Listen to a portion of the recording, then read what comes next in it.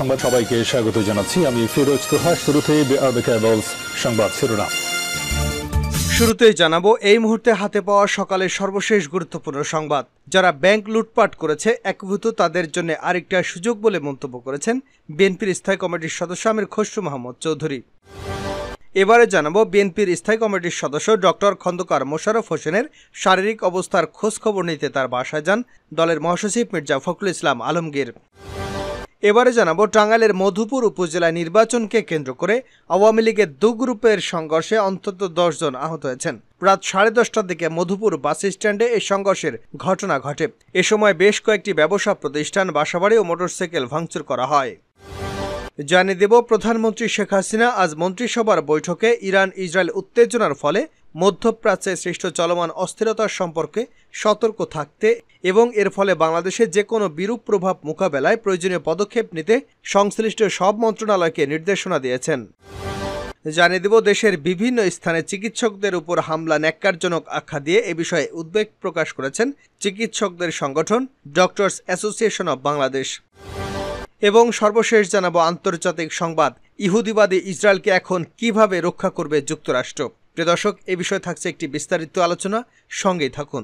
এতক্ষণ শিরোনাম শুনছিলেন, এবার বিস্তারিত। আপনি যদি এই চ্যানেলে নতুন হয়ে থাকেন, ভিডিওটি দেখতে দেখতে চ্যানেলটি সাবস্ক্রাইব করে আমাদের সঙ্গেই থাকুন। আর এই ভিডিও সম্পর্কে আপনি আপনার মূল্যবান মতামতটি কমেন্ট বক্সে জানিয়ে দিন। আর হ্যাঁ প্রিয় দর্শক, জানিয়ে দিন ভিডিওটি কোথা থেকে দেখছেন। যারা ব্যাংক লুটপাট করেছে একীভূত তাদের জন্য আরেকটা সুযোগ বলে মন্তব্য করেছেন বিএনপির স্থায়ী কমিটির সদস্য আমির খসরু মাহমুদ চৌধুরী।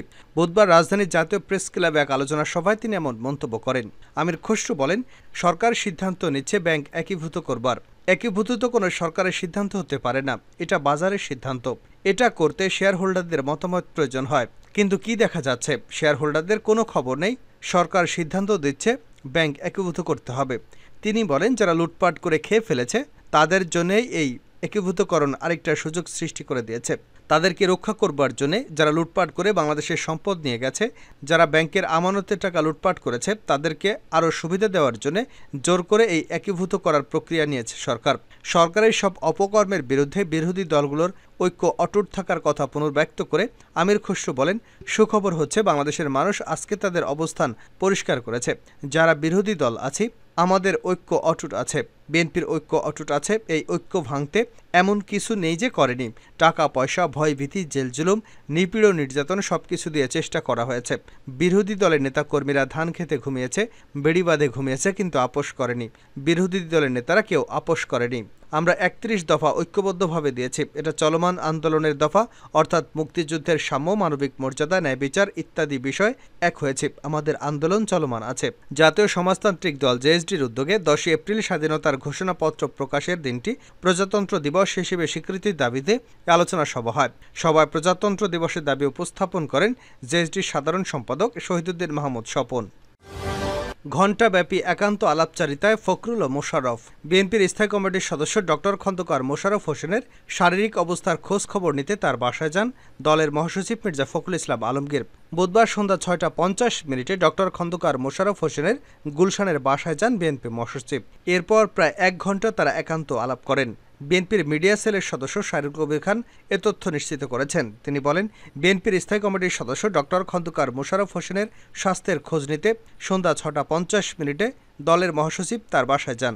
এরপর ঘণ্টাব্যাপী একান্ত আলাপচারিতায় তারা একে অন্যের খোঁজখবর নেন।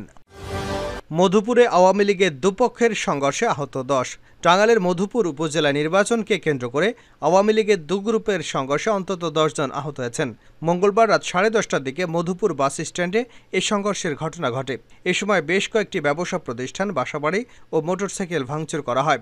স্থানীয়রা জানান, জাতীয় সংসদ নির্বাচনকে কেন্দ্র করে সাবেক মন্ত্রী ও বর্তমান উপজেলা চেয়ারম্যান সমর্থকদের মধ্যে বিরোধ চলছে। এর জেরে কয়েক দফায় সংঘর্ষ এবং হামলার ঘটনা ঘটেছে।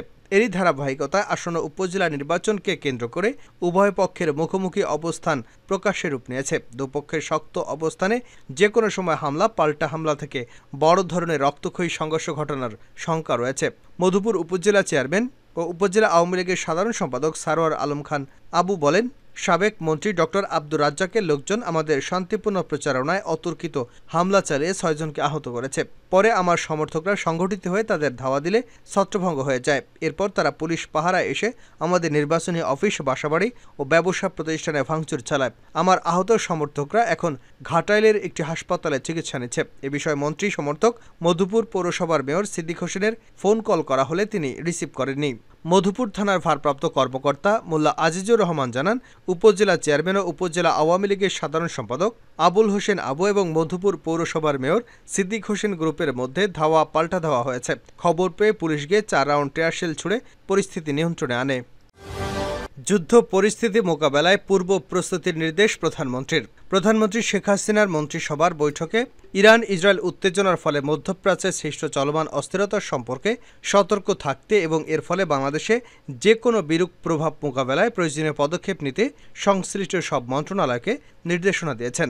মন্ত্রিপরিষদ সচিব মোহাম্মদ মাহবুব হোসেন এ তথ্য জানিয়েছেন। তিনি বলেন, মাননীয় প্রধানমন্ত্রী ইরান ইসরায়েলের অস্থিরতার কারণে মধ্যপ্রাচ্যে বিরাজমান পরিস্থিতির প্রতি সতর্ক দৃষ্টি রাখতে এবং এর ফলে সম্ভাব্য প্রভাব মোকাবেলায় প্রয়োজনীয় প্রস্তুতি নিতে মন্ত্রিপরিষদের সদস্য ও মন্ত্রণালয় সহ সংশ্লিষ্ট সকলকে নির্দেশনা দিয়েছেন। বুধবার বিকেলে প্রধানমন্ত্রীর কার্যালয়ে অনুষ্ঠিত মন্ত্রিসভার বৈঠক শেষে বাংলাদেশ সচিবালয়ে এক সংবাদ সম্মেলনে তিনি এমন কথা বলেন।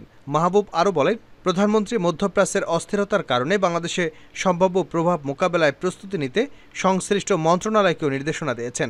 বৈঠকে প্রধানমন্ত্রী শেখ হাসিনা পূর্ববর্তী যেসব বাস্তবায়নাধীন সিদ্ধান্ত রয়েছে সেগুলো বাস্তবায়ন হবে কিনা তা দ্রুত সিদ্ধান্ত নিতে সংশ্লিষ্ট কর্তৃপক্ষকে নির্দেশনা দেন। জানাবো আন্তর্জাতিক সংবাদ। ইসরায়েলকে এখন কিভাবে রক্ষা করবে যুক্তরাষ্ট্র। ইসরায়েলি প্রধানমন্ত্রী বেনিয়ামিন নেতানিয়াহু যখন 2 সপ্তাহ আগে সিরিয়ার দামেস্কে ইরানের কনসুলেটে হামলার নির্দেশনা দিলেন, তখন তিনি ঠিকই জানতেন তিনি কি করতে যাচ্ছেন। ওই হামলায় ইরানের ঊর্ধ্বতন সেনা কর্মকর্তা ব্রিগেডিয়ার জেনারেল মোহাম্মদ রেজা জাহেদি সহ ইসলামিক রেভলিউশনারি গার্ড কর্পসের কয়েকজন কমান্ডার নিহত হন। ইসরায়েলের এই হামলার উদ্দেশ্য ছিল লেবানন ভিত্তিক সংগঠন হিজবুল্লাহর কাছে বিদ্যমান অস্ত্রের যোগান সীমিত করা অথবা উত্তরাঞ্চলীয় সীমান্তে ইরান সমর্থিত গ্রুপগুলোকে পিছু হটতে বাধ্য করা। এর মাধ্যমে সিরিয়ায় ইরানি নেতৃত্বকে মুছে দেওয়ার একটা চেষ্টা ছিল ইসরায়েলের। ইসরায়েলি হামলা শুরুর 6 মাস পর গাজার যুদ্ধ খুবই খারাপ পরিস্থিতির দিকে যাচ্ছে। ইসরায়েলি স্থল বাহিনী দেরোচিতা ফিলিস্তিনিদের তুমুল প্রতিরোধের মুখে পড়েছে। ইসরায়েল যতই নির্বিচার হামলা এবং ধ্বংসযজ্ঞ চালিয়ে যাক, যতই ভোগান্তি বাড়ুক, ফিলিস্তিনিরা আত্মসমর্পণ করবে না বা পালিয়ে যাবে না। যুদ্ধ যতই দীর্ঘ হচ্ছে, হামাস যোদ্ধাদের মনোবল ততই দৃঢ় হচ্ছে। তারা মনে করছে তারা সবচেয়ে খারাপ পরিস্থিতিতে টিকে গেছে। তাদের আর হারানোর কিছু নেই। গাজার মানুষ তাদের বিরুদ্ধে যাবে না। রাফা ইসরায়েলের দখলে গেলেও তাতে কোনো সমস্যা দেখা দেবে না। তারা ইসরায়েলের প্রতি গাজার মানুষের মনে ঘৃণা ছড়িয়ে দিতে পেরেছে, যা হামাসের শক্তিকে আরও বাড়িয়ে দিয়েছে। ইসরায়েলের এমন নির্বিচার হত্যাযজ্ঞের পর হামাসের বাহিনীতে জনবল নিয়োগ এবং অস্ত্রের সরবরাহ বেশ বেড়েছে। গাজায় ইসরায়েলি হামলা থমকে গেছে। নেতানিয়াহুর প্রতি বিরোধীদের চাপ দিন দিন বাড়ছে। হামাসের হাতে বন্দী ইসরায়েলিদের জীবিত ফিরিয়ে আনতে একটি চুক্তিতে যেতে তার সরকারের উপর প্রকৃত অর্থে চাপ বাড়ছে। নেতানিয়াহুর প্রধান সমর্থক ও সহযোগী মার্কিন প্রেসিডেন্ট জো বাইডেন এখন সবার কাছে অনেকটা দৃশ্যমান হয়ে গেছে। বিশ্ব জনমত তার বিপক্ষে চলে যাচ্ছে। নেতানিয়াহুর গোয়ারতুমির কারণে ইসরায়েলে অনেকটা বন্ধুহীন রাষ্ট্র হয়ে পড়েছে। আবার ইসরায়েল তার নতুন খেলায় নেমেছে, বোঝাতে চাইছে সে তার অস্তিত্বের জন্য লড়াই করছে। দামেস্কে ইরানি কনসুলেটে হামলা চালানোয় নেতানিয়াহুর জন্য বেশ মোক্ষম সময় ছিল। তিনি ভালো করেই জানতেন এই হামলার অর্থ কি দাঁড়াতে পারে। যুক্তরাষ্ট্রও ভালো করেই জানত নেতানিয়াহু কি করছে। এর মাধ্যমে ইসরায়েল ইরানের বিরুদ্ধে 14 বছরের মধ্যে তৃতীয় হামলা চালাতে যুক্তরাষ্ট্রকে টেনে আনতে চেয়েছিল। এজন্য যুক্তরাষ্ট্র ইরানকে সরাসরি বলে দিয়েছে এই হামলা নিয়ে তাদের কিছু করার নেই। ইরান অনেকটা সময় বরদাস্ত করেছে। নিরাপত্তা পরিষদে কি ঘটেছে দেশটি সেটা দেখেছে। কনসুলেটে হামলার ঘটনায় রাশিয়ার তোলা নিন্দা প্রস্তাবে যুক্তরাজ্য, ফ্রান্স ভেটো দিয়েছে। তারপর ইরান বলেছে গাজায় যুদ্ধবিরতি বলবৎ করা হলে তারা ইসরায়েলে হামলা চালাবে না। এটাকেও অবজ্ঞা করা হলো। তারপর প্রতিটি পশ্চিমা দেশ ইরানকে ইসরায়েলে হামলা চালাতে নিষেধ করেছিল। বাইডেন তো এক শব্দে ইরানকে পরামর্শই দিয়ে বসল, ডোন্ট, হামলা করবে না। যখন হামলার সময় তখন ইরান এমনভাবে সবকিছু ঠিকঠাক করেছিল যার বার্তা যুক্তরাষ্ট্র, ইসরায়েল এবং আরব অঞ্চলকে জানিয়ে দেওয়া হয়েছিল। ইরান কেবল এই নজির স্থাপন করতে চেয়েছিল। পূর্ণমাত্রার যুদ্ধ ছড়াই ইরান সরাসরি ইসরায়েলে হামলা চালাতে পারে। ইরান কেবল ইসরায়েলকে বলতে চেয়েছে তারা ইসরায়েলে আঘাত হানতে পারে। তারা যুক্তরাষ্ট্রকে বলতে চেয়েছে ইরান উপসাগরীয় অঞ্চলের একটি শক্তি। তারা এখানে আছে এবং হরমুজ প্রণালী তারাই নিয়ন্ত্রণ করে এবং করবে। তারা প্রতিটি আরব শাসককে বলতে চেয়েছে ইসরায়েলের প্রতি আনুগত্য প্রদর্শন করো না, তাদের প্রতি একই ঘটনা ঘটতে পারে। হাতে গোনা কিছু রকেট জায়গামতো আঘাত হেনেছে, কিন্তু ইরানের প্রতিটি বার্তা পরিষ্কার, এই হামলায় কৌশলগতভাবে তারা সফল। এই অঞ্চলের প্রধান ভাড়াটে গুন্ডা হিসেবে ইসরায়েলের যে একটা খ্যাতি, তাতে আঁচ পড়েছে। ইরানের রেভলিউশনারি গার্ড পর্তুগালের পতাকাবাহী জাহাজ এমসি অ্যারিসকে আটক করার মধ্য দিয়ে তাদের পক্ষ থেকে নানা ধরনের বার্তা দেওয়া শুরু হয়েছিল। ইরানের রাষ্ট্রীয় বার্তা সংস্থা ইরনার মতে জাহাজটি এমন একটি প্রতিষ্ঠান ভাড়া করেছিল যার চেয়ারম্যান ইসরায়েলি বংশোদ্ভূত ধনকিবের আয়েল অফের। এরপর ইরান ইসরায়েলের দিকে সস্তা ড্রোনের ঝাঁক পাঠিয়েছিল এবং সবাইকে বলেছিল তাদের প্রস্তুত করতে 8 ঘন্টা লেগেছে। ইসরায়েলের ব্রিগেডিয়ার জেনারেল রিম আমিনুয়াজ ওয়াইনেট নিউজকে বলেন, আকাশ প্রতিরক্ষা ব্যবস্থা সক্রিয় করতে ইসরায়েলের প্রায় $100 কোটি ব্যয় হয়েছে। ইরানকে ঠেকাতে এটা তো তাদের বিলের সামান্য অংশ মনে হচ্ছে। অন্তত 4টি দেশ, যুক্তরাষ্ট্র, যুক্তরাজ্য, ফ্রান্স, জর্ডান, ইরানের ড্রোন ভূপাতিত করে ইসরায়েলকে সহায়তা করেছিল। আর পঞ্চম দেশটি হচ্ছে সম্ভবত সৌদি আরব। ইরাকের দক্ষিণাঞ্চল থেকে ইসরায়েলের দিকে এই দেশটি হচ্ছে একমাত্র আকাশপথ। আর ষষ্ঠ দেশটি হতে পারে মিশর। এরাই আকাশপথে হামলা ঠেকাতে সবচেয়ে বেশি ভূমিকা রেখেছে। জবাবে ইরান 170টি সস্তা ড্রোন ব্যবহার করেছে। অন্যদিকে 30টি ক্রুজ ক্ষেপণাস্ত্রের মধ্যে 25টি ইসরায়েল ধ্বংস করেছে। এগুলো ছিল ফাঁদ। আসল অস্ত্রের মধ্যে ছিল ব্যালিস্টিক ক্ষেপণাস্ত্র এবং এর কিছু সংখ্যক ইসরায়েলের প্রতিরক্ষা বুহে আঘাত এনেছে। ইসরায়েলের দক্ষিণাঞ্চলীয় নেভাটিম বিমান ঘাঁটিতে গিয়ে সেসব পড়েছে। ইসরায়েলের সামরিক মুখপাত্র ড্যানিয়েল হাগারি বলেন, এসব ক্ষেপণাস্ত্রের আঘাতে সামান্য ক্ষতি হয়েছে। আমরা কখনো জানব না, তবে ইসরায়েলের কাছে একটি বার্তা চলে গেছে। এই দূরত্ব থেকে ইসরায়েলের লক্ষ্যবস্তুতে হামলা চালানোর মতো সক্ষমতা ইরানের রয়েছে। এজন্য লেবাননের হিজবুল্লাহ, ইয়েমেনের আনসার আল্লাহ বা ইরাকে তাদের মিত্রদের ব্যবহার করতে হবে না। ইসরায়েলে হামলায় ব্যবহৃত অস্ত্রশস্ত্র ইরানের আসল সমরাস্ত্র সক্ষমতার নমুনা মাত্র। হামলার পর ইরান যুক্তরাষ্ট্রকে হুঁশিয়ারি করে বলেছে, তাদের দয়ায় ইসরায়েল যদি জবাব দিতে চায় তাহলে উপসাগরীয় অঞ্চল ও ইরাক জুড়ে থাকা যুক্তরাষ্ট্রের কোনো ঘাঁটি বা স্থাপনা অক্ষত থাকবে না।